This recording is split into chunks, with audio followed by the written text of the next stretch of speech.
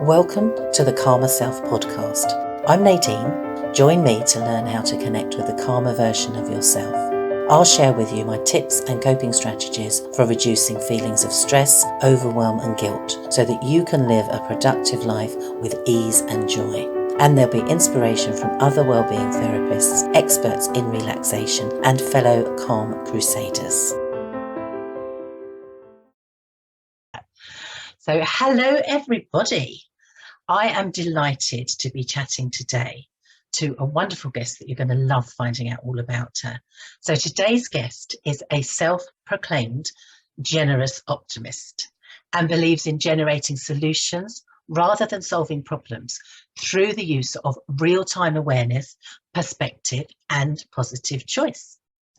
From park ranger to radio host and empowerment coach, Diane McClay carries a backpack full of belief in everyone she meets as she explores possibility through the questions, what if and why not?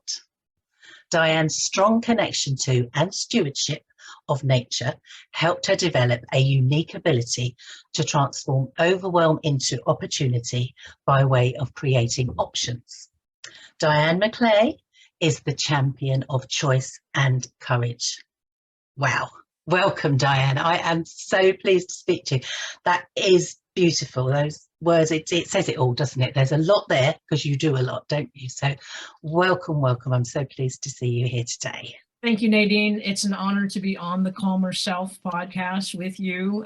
You are becoming one of my great friends, one of my great inspirations. We share an opportunity to be in the KS Media Group mastermind and app together. Yeah. So it's so great to be here with you today. Yeah, it's so lovely. And you mentioned that how we met, which is through the KS Media Group.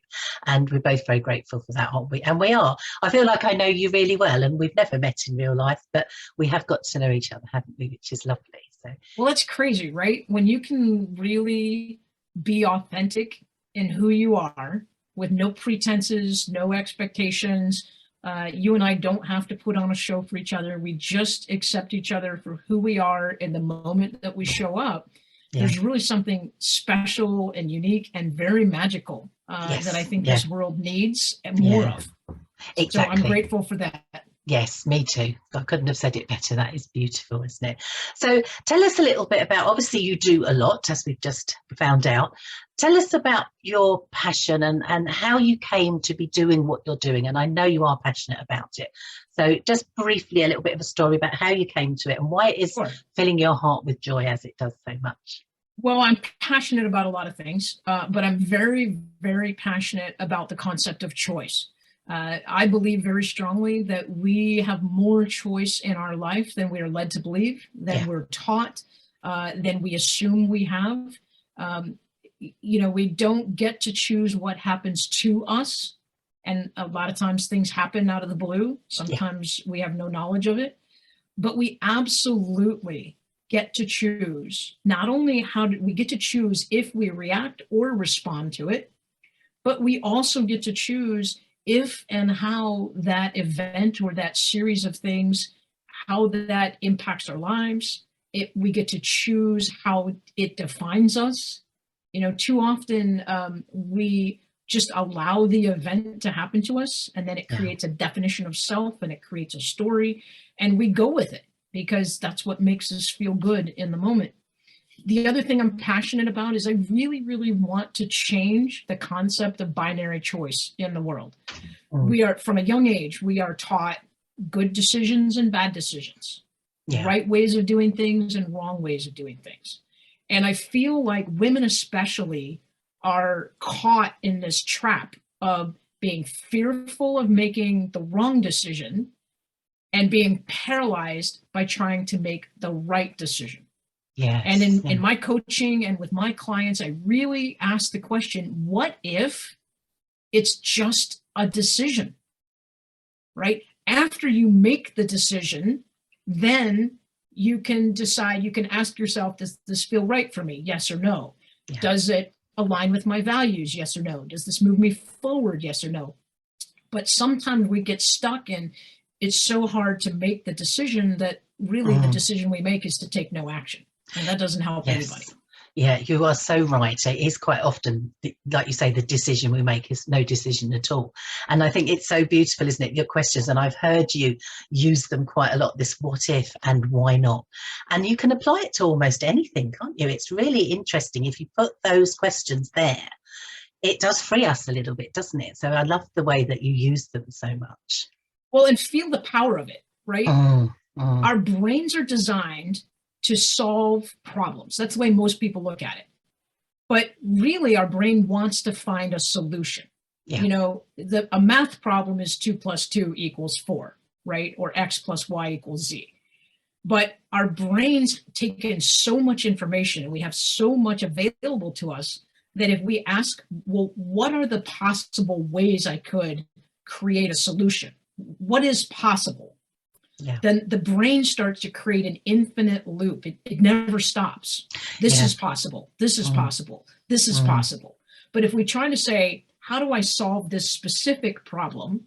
Then I feel like we inadvertently tell our brains to only focus on that spot, and we lose the ability to start thinking outside of the box, to yeah. really be creative.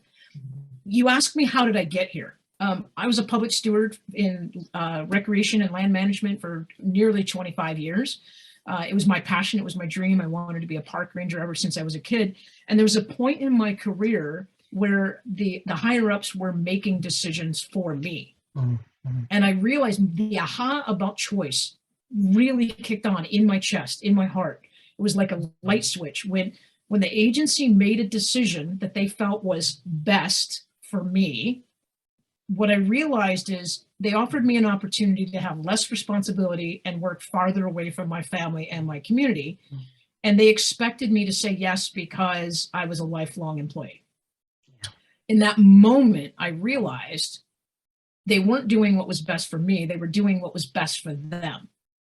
Yeah. And simultaneously, I realized I didn't have to take the one option they gave me. Mm, And I started to say, what else is possible? What if I did something different? Why mm, not think about changing careers? yeah, yeah. And as soon as I started doing that, there was a massive opening that made me realize I can apply my skills of taking care of the land and taking care of people and communicating and creating informative messages. I can bring that into the empowerment, coaching, and transformation world. And that's actually why I have 2 podcasts on Transformation Talk Radio. And it's why I'm doing what I'm doing with you today. Yes, exactly. And it is so beautiful, isn't it, that you can apply those questions and you have lived it. You've used those questions to actually change your life, which is beautiful. And it brings me to your other words that I always associate with you, choice and courage. And like you say, you're big on choice, but courage goes with that as well, doesn't it? You know, you do need a bit of courage, don't you, to, like say, make those decisions, take those choices, if you like. So I just love the fact that that's all tied up so beautifully together, because they're all important, aren't they? Really, really important. So I know that you've got a big connection with nature, and it's something that I share with you. You know, nature is so soothing, it heals, it does so good for us. You've got a lovely backdrop there, which is beautiful. But is that something, I mean, is that where you find your place of calm? Is that your happy place? Is that being in nature? Is that, I know you use it in your work a lot, don't you? So I do, and I can't get away from it. Yesterday afternoon at noon, I walked my neighbor's dog. And I'm walking down my street. It's a residential neighborhood, not super urban, but I come to the end of the street and the dog goes on alert. And I look around and there's 4 deer laying in the grass underneath the tree. And so there's that point, right? The dog noticed something before I did. So one of the things I teach people is like, what is going on around you? We call that awareness. I noticed the dog. The dog gave me some information.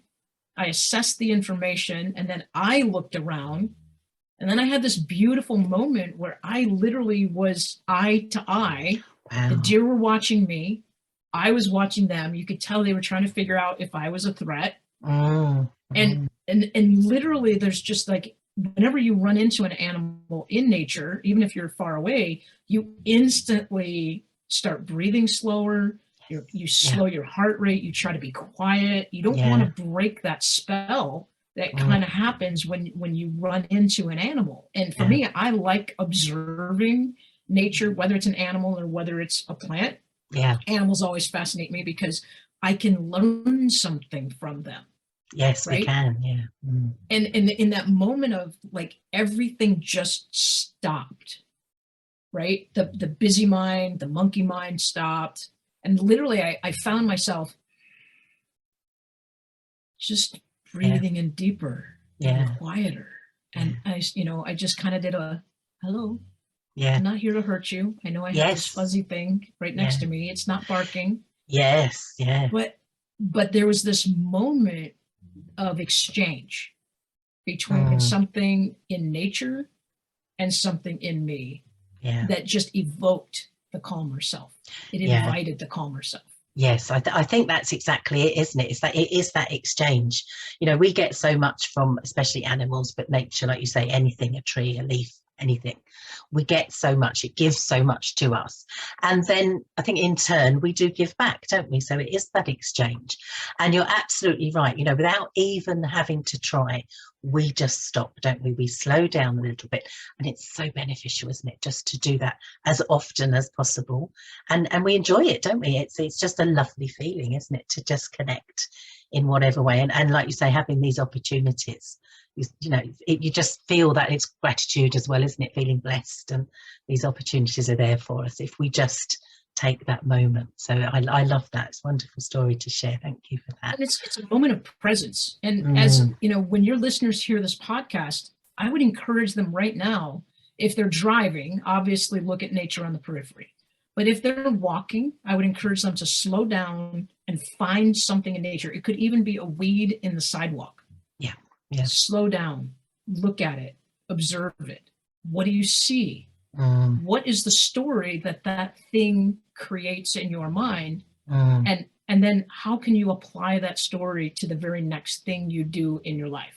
Right?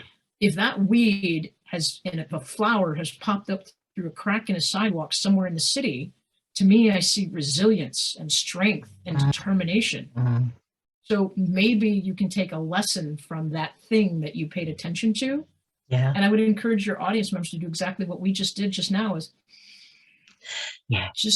just breathe in a little bit deeper and notice what you feel. No, I really love that. And it is actually, I'm always saying to people, and I do it myself, just stop for a minute. I walk the dogs a lot. I know you do too. And I stop a lot. My dogs don't really like it, got to be honest. But I stop and I will look and I'll take something in.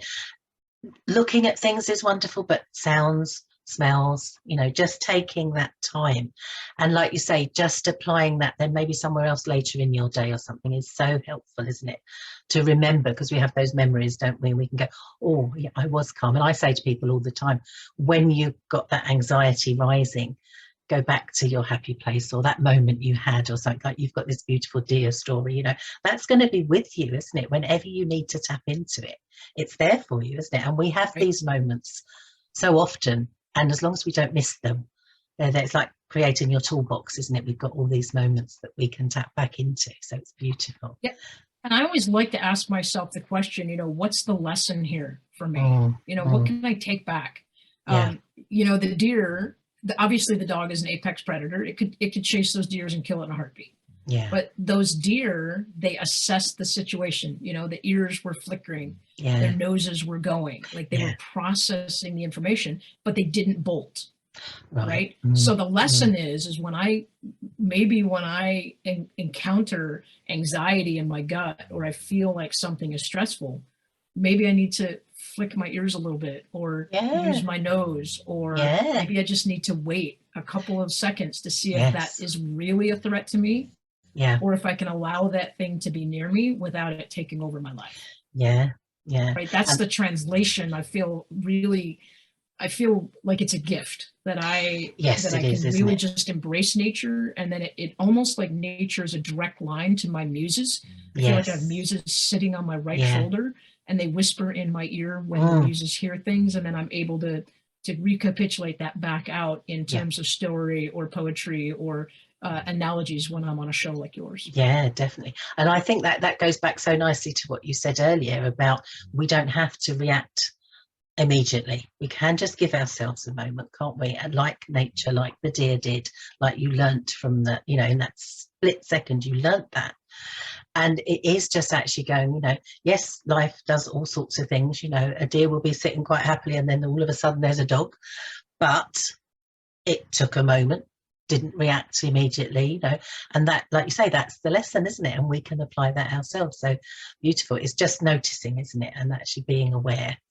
And that's what I would encourage everyone to do. Just actually notice whatever's around us, because it's all there for us.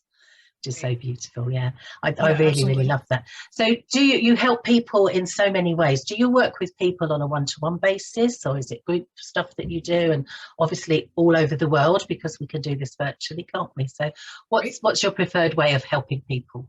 It's I will meet people where they're at. That's kind of where my specialty is. I have this unique, I call it a whiteboard brain.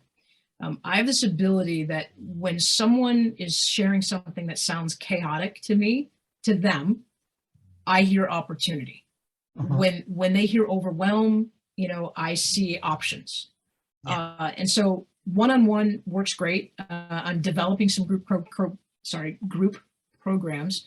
They're not fully ready yet, but again, my goal is I want to open people up to what solutions they can generate themselves. Yeah. And my whiteboard brain, it's kind of like I can connect anything to anything. And so one of the benefits that I do with people one-on-one when they are feeling overwhelmed or stressed is that basically I will be their scribe. We have kind of a 1 to 2 hour session. They're walking while they're talking to me. They're not always locked into their office, but I will just ask them to tell me everything that's going on in their mind.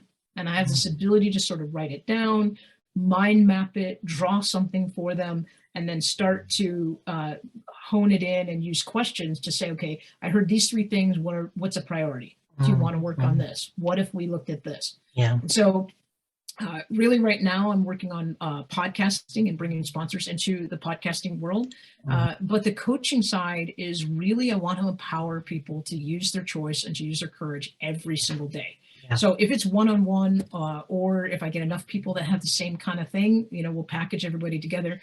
Because the other thing is I want to make it efficient, and I also want to make it economical for people. Yes. So if I have 5 people that are struggling with the same thing, then I might suggest, hey, let's all 5 of us get together in a group. Let's split the cost of this, and let's see if all of us can create a solution that everybody could benefit from. Yeah, that's brilliant, because it's so flexible, isn't it? And like you say, everyone works in a different way. So it's really good that you take that time, you hear, and then you can work out what's the best thing for each individual, which is wonderful, isn't it?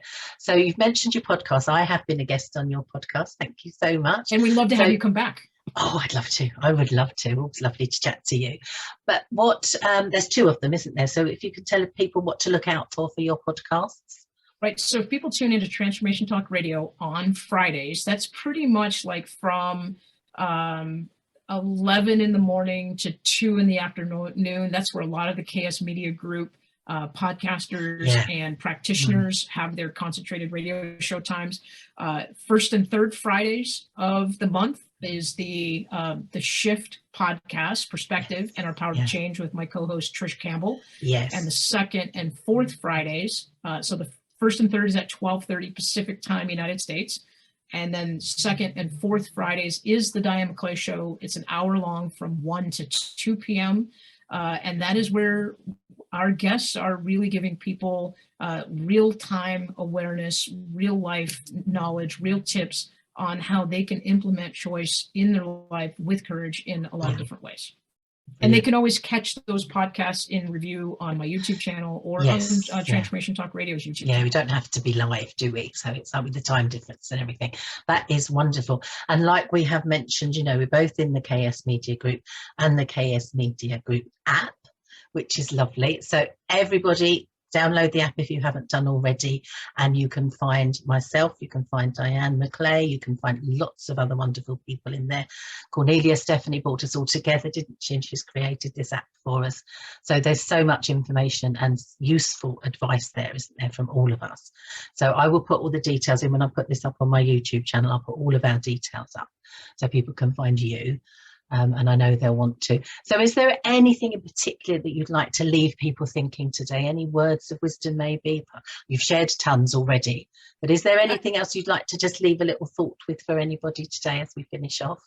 Well, you mentioned your dogs, and I think you and I have said off camera before that to really tap into your calmer self, being more dog is a good way to do it. And if you're out walking your dog or your cat, they invariably stop and smell something, right? So instead of doing the push-pull with you tugging them on the leash because you have an agenda and you have someplace to go, I would encourage listeners to be more dog, right? So if your dog stops and smells something, that's an indicator that you should stop and smell something, albeit not exactly the same thing your dog is smelling. I'm just going to say that right now as a precursor, right? Good point. You're on your own if you choose to do that. But we really, dogs are part of nature, and there is no expectation. Nature does not worry about itself. That little pine cone that's on the ground next to the fir tree, it doesn't worry if it's going to be a big old piece of timber. It doesn't worry if it's going to get turned into a house. It just sits there and it waits for the next piece of information to come into it, which is either enough rain and nutrients to make it sprout, or an animal will going to eat it and move it to another location, right? The fir cone does not worry about what it's supposed to do, and dogs don't either. So be more dog, be more nature, and just ask what the lesson is that you should be taking in today. And then honestly, if people get a lesson from nature, I would love to have them hit me up on Instagram, take a picture of whatever it is that inspired them, and just give me a sentence about what was the lesson that they got from being more dog or being more connected to nature. That would be beautiful, wouldn't it, to get some people's responses to this, definitely. So Instagram, what we're looking for on Instagram for you, is it Diane McClay or is it Choice and Courage? It's at Coach with Diane, or it's at The Choice and Courage Company, all spelled out, all small. The Choice and Courage Company. I'll put that in the description below as well. So that is wonderful invitation for everybody. Be more dog and share all your little inspirations from nature. That is wonderful. I would love to have you back again so we can talk more, but for today that is all the time that we have. So thank you so much for joining us today and sharing all your wonderful words of wisdom with us. So thank you. Thank you for the opportunity, Nadine. I love talking to you, and I look forward to being able to extend this out, and maybe we can do a series together about your calm self with nature. That would be good. That would be good, wouldn't it? We've got so much we can share. Lovely. Thank you so much. Enjoy the rest of your day. Thank you. Thank you for listening to the Calmer Self podcast.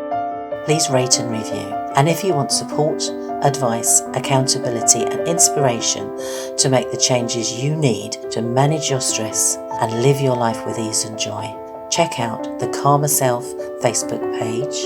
There's also more information on LinkedIn, Nadine Award-winning Changemaker, and please visit my website www.calmerself.co.uk.